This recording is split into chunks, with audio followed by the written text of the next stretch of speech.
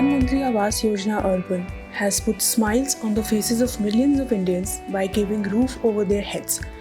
The mission has successfully witnessed 6 years of implementation, making Honorable Prime Minister's vision of housing for all a reality.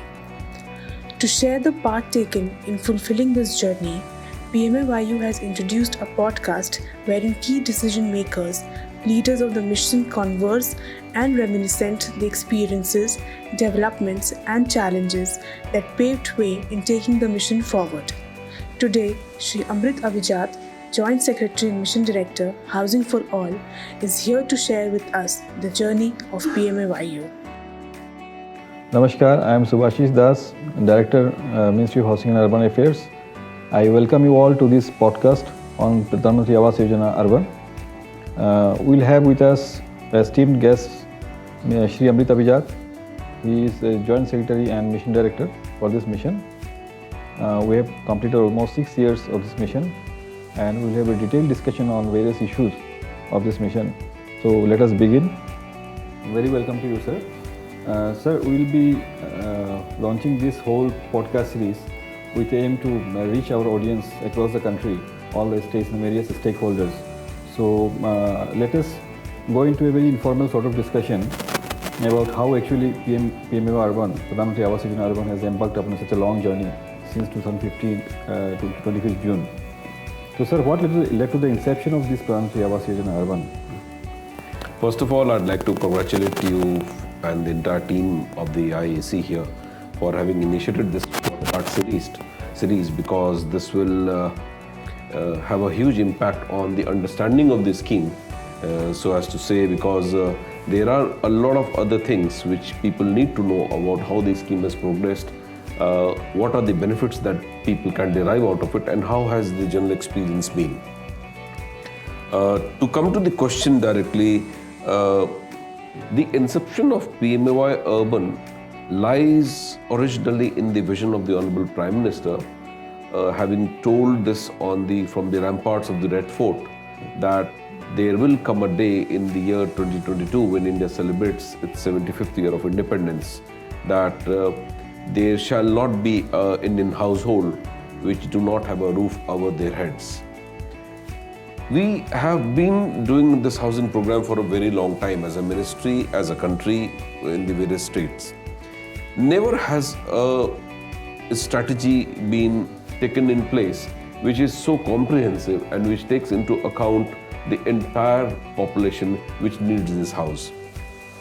And therefore the Housing for All is very unique in its inception, because the very first promise that it came about with was the desire of the political executive, and with Honorable Prime Minister claiming it from the ramparts of the Red Fort itself, that this would be a program where Housing for All would be achieved by 2022, was a huge step in terms of fulfillment of a long cherished dream. Sir, how we have seen so many housing schemes on earlier occasions also. How do you think it's different? This is Pradhan Mantri Awas Yojana Urban is different from earlier housing schemes of this country. I'm glad you are asking this, because as I told you earlier that there were schemes earlier also which were being run, namely the Jawaharlal Nehru scheme, which brought in a huge change in the way the urban urban programs were being funded.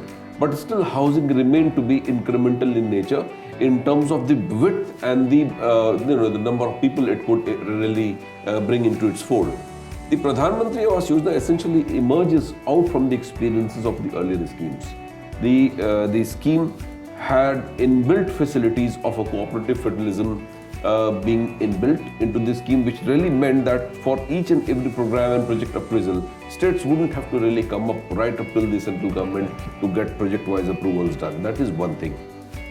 A very important thing was that we did not make do's and don'ts regarding the program. It was demand-driven. It was not supply-driven, but it was demand-driven primarily, in the sense that people could really demand the houses based on their income, based on their preferences. Another important thing, as I'm talking about preferences, was that the cafeteria approach was followed in terms of the kind of house one needed. Suppose you are in a city and you have enough money to fund it through the banking structure also. You would normally take up a CLSS house where the interest subvention would take place. But suppose you are somewhere in North India or East India and you have a piece of land. You would probably want to make your own house, and therefore the beneficiary link construction would come into play, where the land belongs to the beneficiary family, the central government, the concerned state government roots in there, puts in their money with the beneficiary. The beneficiary adds upon their own money, and they are able to make a house. Suppose there is a place where there isn't enough land with the beneficiary, and yet he's shifted, but is not willing to go for the credit link subvention because that's a very long time frame. They go for the affordable housing in partnership, where the state housing boards, corporations, development authorities, or perhaps even the private parties, which has been a huge hit, they can host projects where these beneficiaries can be absorbed. And the fourth, which was comes from the legacy of Jawaharlal Nehru's scheme, is the ISSR, where slums were to be redeveloped and to suit the requirements, and the entire thing was to be monetized in terms of private players also coming in. So these are the four verticals. That is something very unique.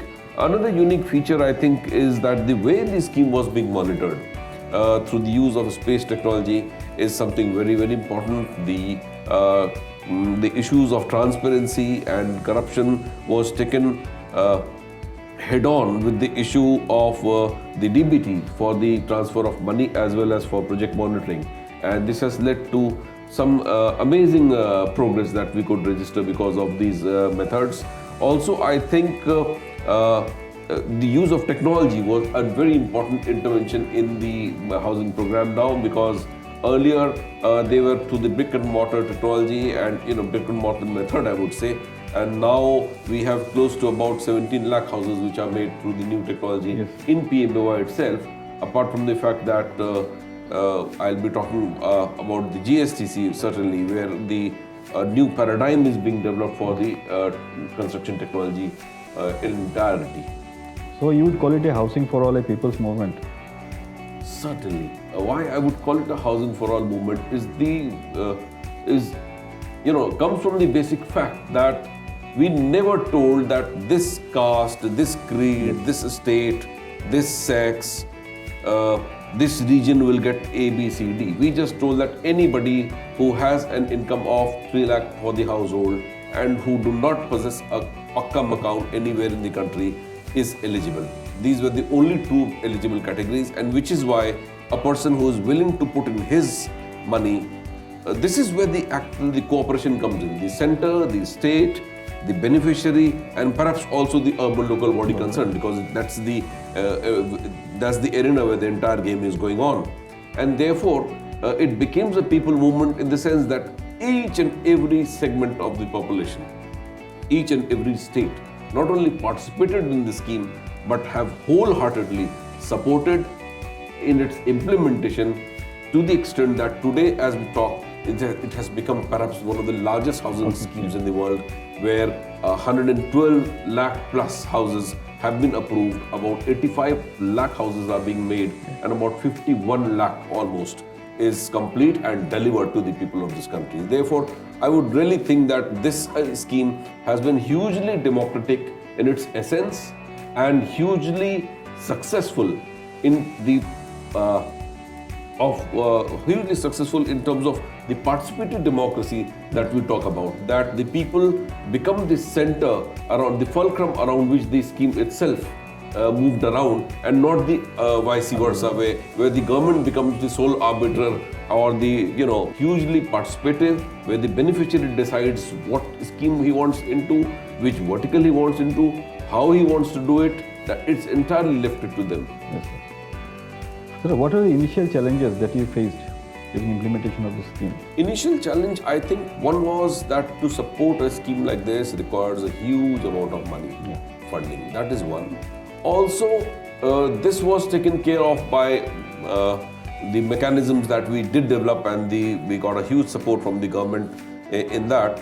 But I think that the initial challenges were in bringing all the states on one table, all the states to arrange for those kind of land, all these states to come around to understand this scheme in the sense of participation, of the state governments in terms of provisions for funding, in terms of provision for officials which would be required, for the manpower, because PMAY perceived that a scheme of this size would require a capacity building issue or would be there, where also certain people would be deployed as PMU.